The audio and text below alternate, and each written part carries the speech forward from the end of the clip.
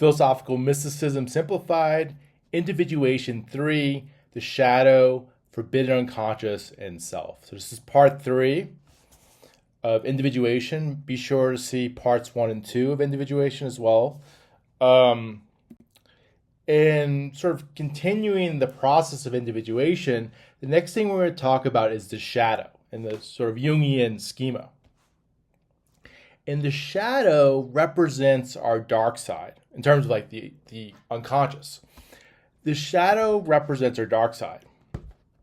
It's the desires, urges, feelings, thoughts that we are ashamed of and hide from others. We usually suppress this part of ourselves and try not to acknowledge it. In many cases, hiding it from ourselves as well. It's sort of like, if you want to compare this to the ego consciousness, it's sort of like a reverse mirror. It's kind of like what you don't want to see in the mirror. So it's like a reverse mirror. If you want to, going back to part 1, if you want to sort of compare this to the ego consciousness, it's kind of like that in reverse. It's the things about yourself that you don't like, that you don't want to see, that you refuse to sort of acknowledge. That's what the shadow is. It's the dark side. But by suppressing this, by suppressing the shadow, it could prove destructive. And it could lead to us unconsciously projecting our negative qualities onto others, or having like affect how we interact with the world. So even if you fail to acknowledge it, it doesn't matter. It's going to make its way into your life unconsciously. So instead of like letting it just sort of filter its way or make its way into your behavior, you should sort of take your dark side and face it. Take it head on. For Jung, the shadow is it's not bad or entirely negative. It could be a source of creative energy. The process of individuation will require us to come to terms with the shadow.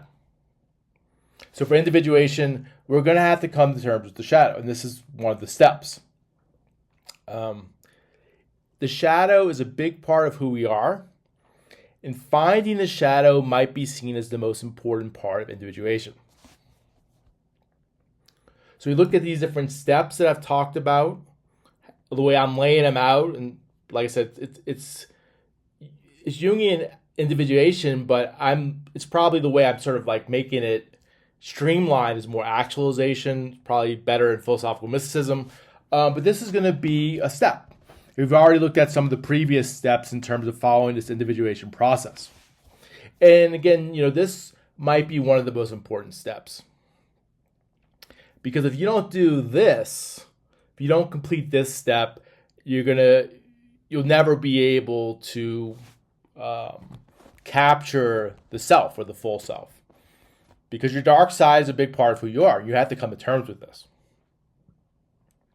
So in terms of this as like a step in the process of individuation, it's going to usually, in terms of individuation, it's going to usually start with an encounter with the shadow. And this can't necessarily be forced. You can't really force this, but it's likely to come naturally at some point if we follow the previous steps of individuation that I put forward. So if we sort of go through the other steps, if you remember, you get rid of the persona, you sort of drop the persona, you deal with the ego consciousness and sort of make your perception of yourself match objective reality. You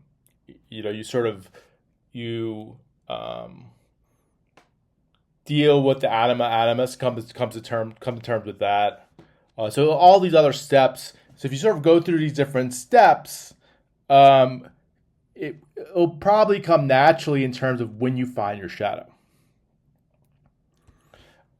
The shadow will usually take the form of a distinct archetype and will reoccur. So it'll sort of find this distinct archetype and it'll sort of reoccur over and over again.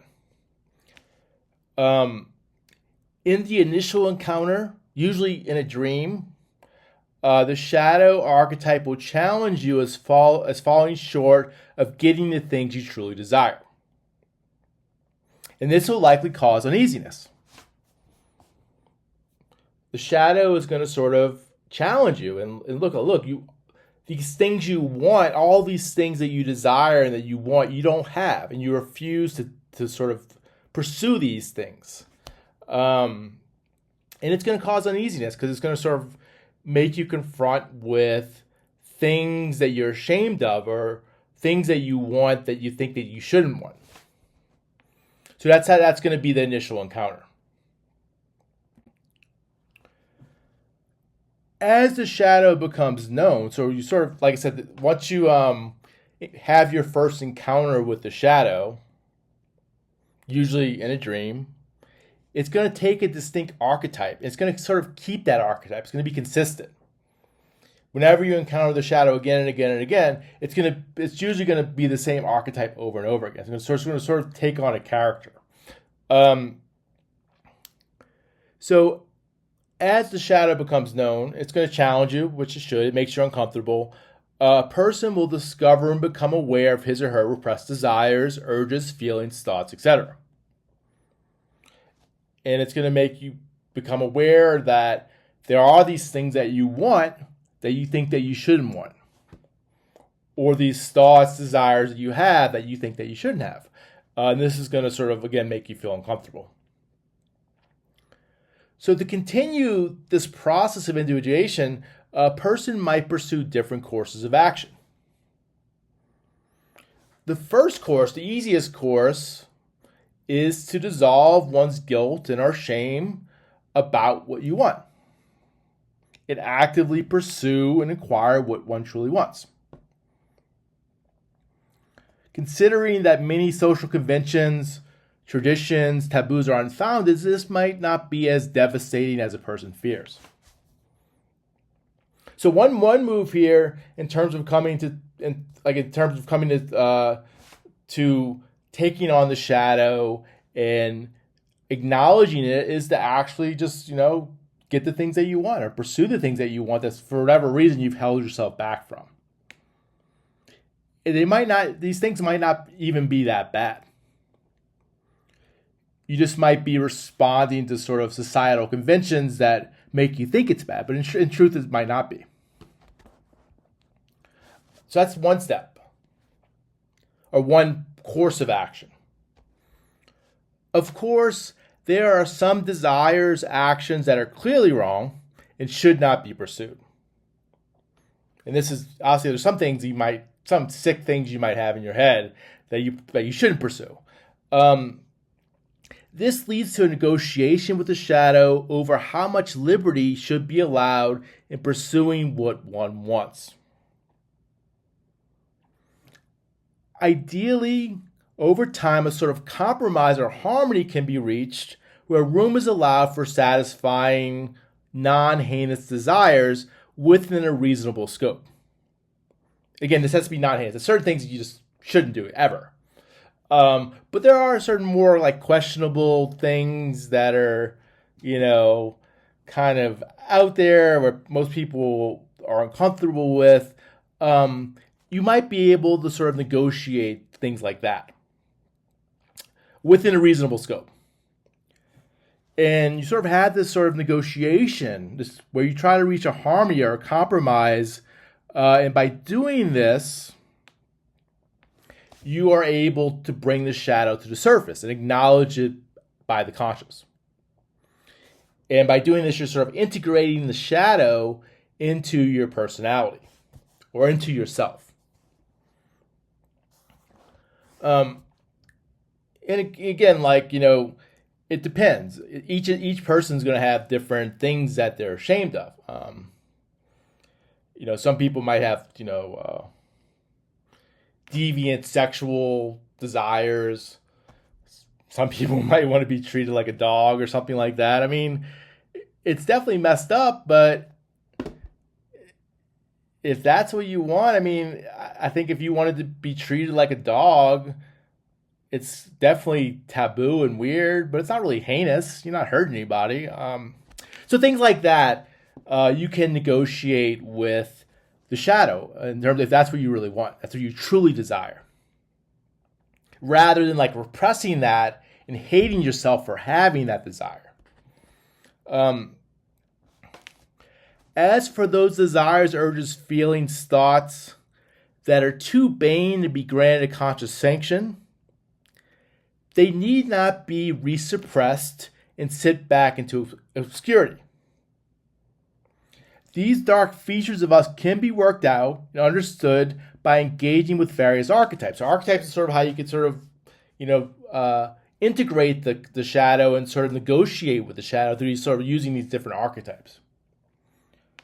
And you can sort of do this to lead to an ongoing process of integration, where the shadow and yourself, your conscious self and your unconscious desires kind of become the same thing. You reach a compromise where you could have both.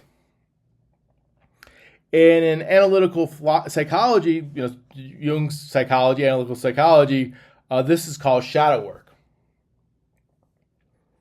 where you work it out in terms of like your dark side, your sort of repressed desires and wants, the things that you're ashamed of. You sort of try to bring these things to the surface. You kind of work it out over time, like what's acceptable, what's not acceptable. What do you really care about? What don't you care about? So this sort of shadow work, you could eventually, at least, even if you don't really completely accept it, you could at least bring the shadow to the surface, where at least you're aware of it and you can acknowledge it, even if you don't accept it. Otherwise, you're just going to hate yourself, and it's going to lead to this sort of unconscious hate of yourself, and that's a bad thing. That being said, I will add a caveat here. If you're a psychopath, it's not going to work. If you're a psychopath, there's no negotiation. You got to suppress those desires. You got to suppress those actions. So if you're a psychopath, sorry, it just doesn't. You're not going to be able to do this. It's too dangerous. It's too bad. So if you are a psychopath, sorry, this isn't going to work. You're kind of stuck here. There's no negotiation really possible. But I will say it's not the end of the world. What you could do, what I suggest, if you're a psychopath, pretty much just adopt the moral law that I give. So there's only a single moral rule, a single moral law in philosophical mysticism that you need to follow. Absolutely, whereas there's no exceptions to it. And the one moral law in philosophical mysticism is do not exploit. So again, the only moral law you need to follow is do not exploit. So if you follow that, you'll be fine. So even if you're a psychopath, if you follow the one moral law, in most cases, you'll be okay. So if you are in that situation, and if you are in that camp, like I said, it's not the end of the world, but you just got to follow the moral law without exception. There's no exceptions whatsoever. You have to absolutely follow the moral law in all cases, every case without exception. And again, the moral law is do not exploit.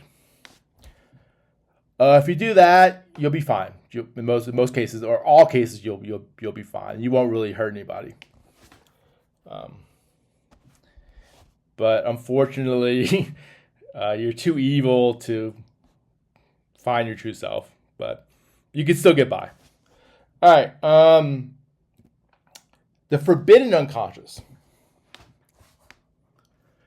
There is an even deeper level of the unconscious, which might be called the forbidden unconscious. And to be clear, this goes beyond individuation. Definitely beyond Jung's individuation. And I propose it only as a philosophical exercise to better understand the mind. Where, going too deep can be dangerous and a psychological hazard.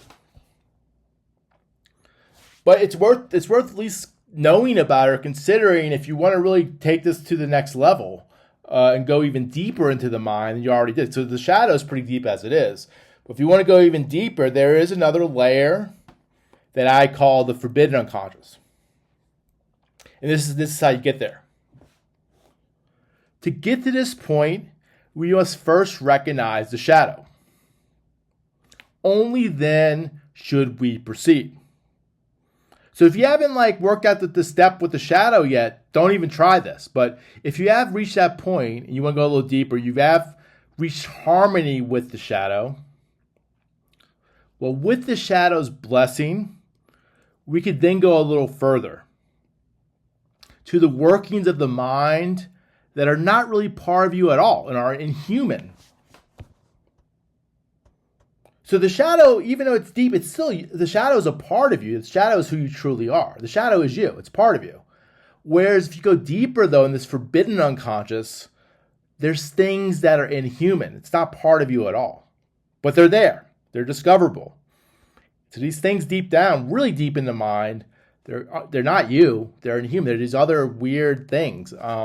But it is possible to go deeper. In achieving this level, how to get there, we might rely on prolonged active imagination, deep meditation, automatic or free writing, psychedelic drugs, fervor, or temporarily inducing psychosis. This is how you're going to get to this deeper level. And the reason that you're able to get there at this point, at this step, is that the individuation process leaves us bare and open, allowing us to pursue archetypes to the point where they become independent entities, which we might call psychic phantoms. So the reason you're able to go deeper is because through the individuation process, you've completely stripped yourself. You made yourself vulnerable. You made yourself bare. And once you've done this, you're in a state where you're able to go even further down. And as you go further down into the mind, you will encounter what I would call psychic phantoms. And these phantoms will usually take on the form of some religious or mythical figure or dead relative.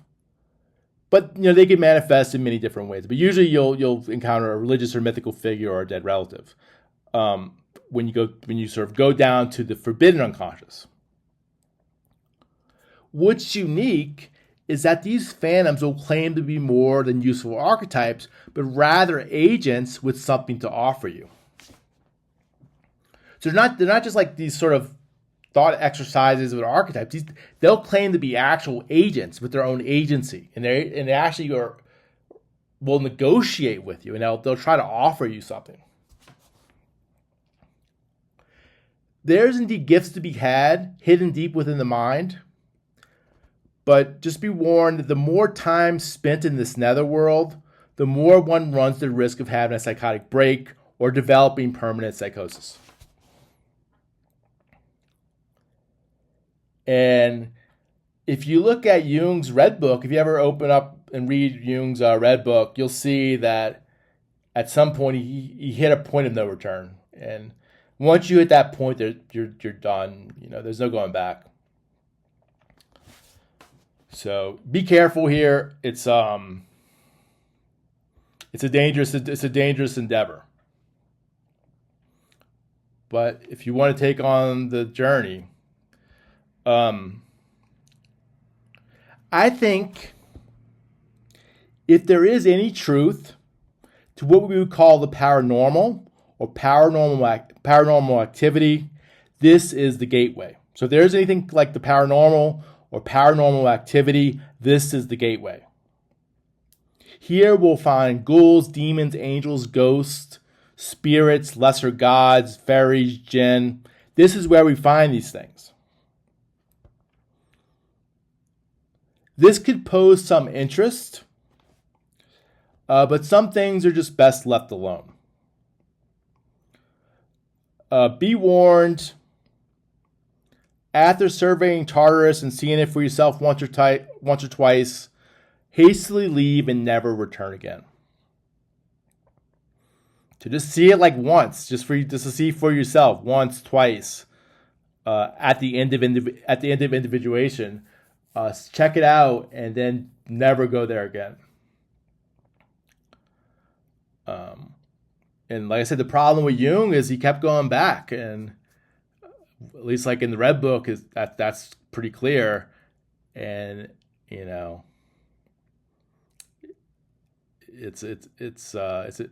could get lost. Because the shadow's part of who you are. These phantoms, these monsters, they're not part of you at all. There's some leftover mental remnant from our evolution at some point, or something else that remain, and they're like inhuman. They're these inhuman things in the mind, or inhuman aspects of the mind. But it's worth it as at least as a philosophical exercise, if you want to sort of go all the way. All right, the self. If we make it through all the steps of individuation, we will then have the psychic material necessary to create the self. So if we go through all these steps, and as much like I gave 6 steps, if you go through all the steps, eventually, if you make it all the way through and you sort of follow it as I give it, and you bring all these things to the surface, consciously to the surface, then you have what's necessary, or what you need the psychic material to create the self. But here's really what's really important, though. While the personal process of individuation or actualization is complete, it's worth mentioning that external factors can cripple or sabotage or override the self.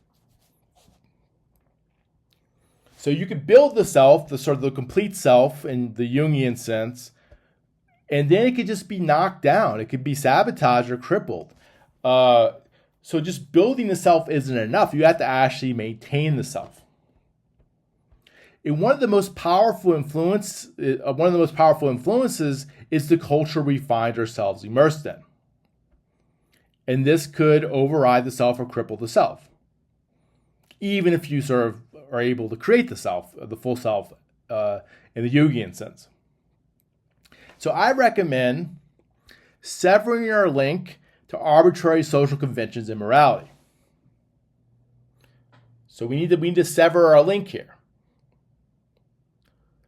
This is not saying one should be a social outcast or moral deviant, but rather that there should be some distance between the internal creation and public opinion.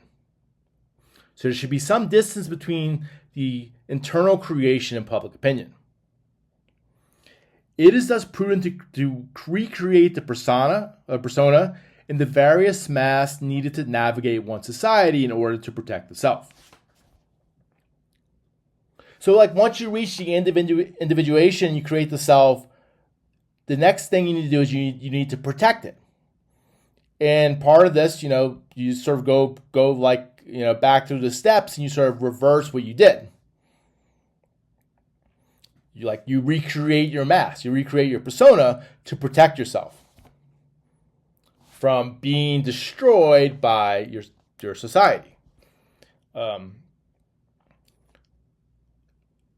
Of course, you might say, well, obviously you don't want to be a moral deviant or social outcast. Yeah, you shouldn't be. I would say, your best bet, if you're worried about being immoral or something like that, just follow the moral law that I give in philosophical mysticism. If you follow the one moral law, do not exploit, you'll never do anything bad to anybody. It's impossible to do this without exploiting them, so you would be fine. It even even if you want to go a little bit beyond the moral law, which is fine, you should create your moral system intentionally and devise it yourself. You shouldn't just accept whatever society tells you is right or wrong. So if you are going to have a moral system, be a philosopher, create it yourself, create it from scratch, where it actually checks out, rather than just blindly following, your societal conventions. So yeah.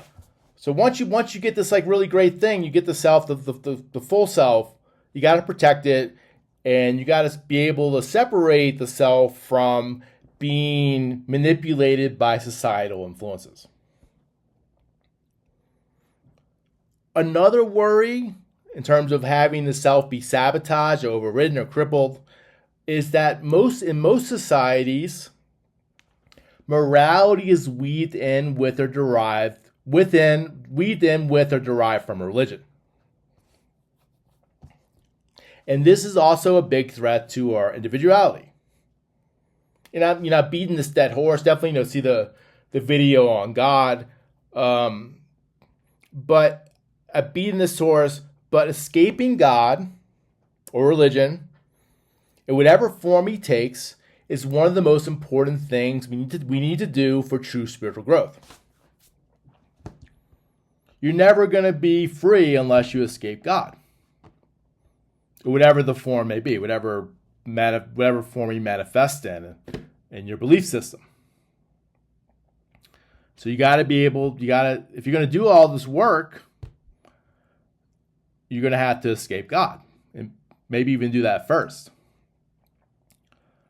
Mainly, if we do finish this sort of very difficult process of individuation, it's a very tough process. If we do finish this difficult process and find the self, the true self, the complete self, it's a really precious thing. Why would you easily just give it away or subjugate it to society or God?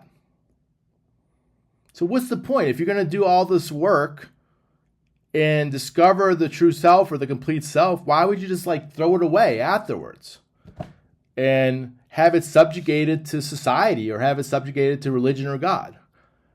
If you're going to do that, what's the point? Why even go through this process?